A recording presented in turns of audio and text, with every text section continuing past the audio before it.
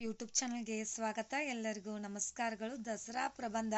ಈ ಒಂದು ದಸರಾ ಪ್ರಬಂಧದ ವಿಡಿಯೋ ಇಷ್ಟವಾದಲ್ಲಿ ಪ್ಲೀಸ್ ಲೈಕ್, ಶೇರ್, ಕಮೆಂಟ್ ಮಾಡಿ ಅಂತ ಹೇಳ್ತಾ, ಶೇರ್ ಮಾಡೋದ್ರಿಂದ ವಿಡಿಯೋ ಕೂಡ ಹೆಚ್ಚಿಗೆ ವೈರಲ್ ಆಗುತ್ತೆ. ಹೆಚ್ಚಿಗೆ ವೈರಲ್ ಆಗೋದ್ರಿಂದ ದಸರಾ ಪ್ರಬಂಧದ ದಸರಾ ಮಹತ್ವದ ಅರ್ಥವೂ ಕೂಡ ಎಲ್ಲರಿಗೂ ಆಗುತ್ತೆ ಅಂತ ಹೇಳ್ತಾ, ಪ್ಲೀಸ್ ಲೈಕ್ ಮಾಡಿ, ಶೇರ್ ಮಾಡಿ, ಕಮೆಂಟ್ ಮಾಡಿ. ದಸರಾ ಪ್ರಬಂಧದ ನೋಡೋಣ ಬನ್ನಿ. ದಸರಾ ಪ್ರಬಂಧ. ದಸರಾ ಯಾವ ರೀತಿ ಆಚರಿಸ್ತಾರೆ ಅನ್ನೋದಕ್ಕೆ ಒಂದು ಪ್ರಬಂಧ ಬರೆದಿದ್ದೀವಿ. ದಸರಾ ಹಬ್ಬ ಹಿಂದೂಗಳ ಪ್ರಮುಖ ಹಬ್ಬಗಳಲ್ಲಿ ಒಂದಾಗಿದೆ. ದಸರಾವನ್ನು ವಿಜಯದಶಮಿ ಅಂತಲೂ ಕರೆಯುತ್ತಾರೆ. ಈ ದಿನ ರಾಮ ರಾವಣನನ್ನು ಸಂಹರಿಸಿದ ದಿನವಾಗಿದೆ. ಇದನ್ನು ಅಶ್ವಿನ ಮಾಸದ ಶುಕ್ಲ ಪಕ್ಷದ 10ನೇ ದಿನದಂದು ಆಚರಿಸಲಾಗುತ್ತದೆ. ಈ ಹಬ್ಬವನ್ನು ಭಾರತೀಯರು ದೇಶ ವಿದೇಶಗಳಲ್ಲೂ ಆಚರಿಸುತ್ತಾರೆ.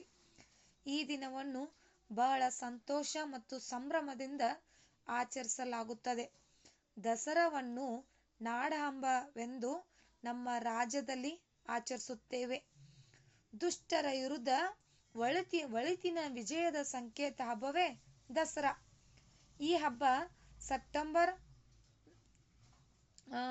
4 ಅಕ್ಟೋಬರ್ ತಿಂಗಳಲ್ಲಿ ಬರುತ್ತದೆ. ಅಂದರೆ ಸೆಪ್ಟೆಂಬರ್ದಿಂದ ಶುರು ಆಗುತ್ತೆ ಅಥವಾ ಅಕ್ಟೋಬರ್ 2, ಒಟ್ಟಿನಲ್ಲಿ ಸೆಪ್ಟೆಂಬರ್ ಅಕ್ಟೋಬರ್ ತಿಂಗಳಲ್ಲಿ ಬರುತ್ತದೆ. ಈ ದಿನ ಉತ್ತಮ ದಿನವಾಗಿದ್ದರಿಂದ ಜನರು ಹೊಸ ಕೆಲಸವನ್ನು ಪ್ರಾರಂಭಿಸುತ್ತಾರೆ. 10 ದಿನಗಳ ಕಾಲ ದಸರಾ ಆಚರಣೆಗಳು ನಡೆಯುತ್ತವೆ. ಮೈಸೂರು ದಸರಾ ಕರ್ನಾಟಕದ ರಾಜ್ಯ ಉತ್ಸವ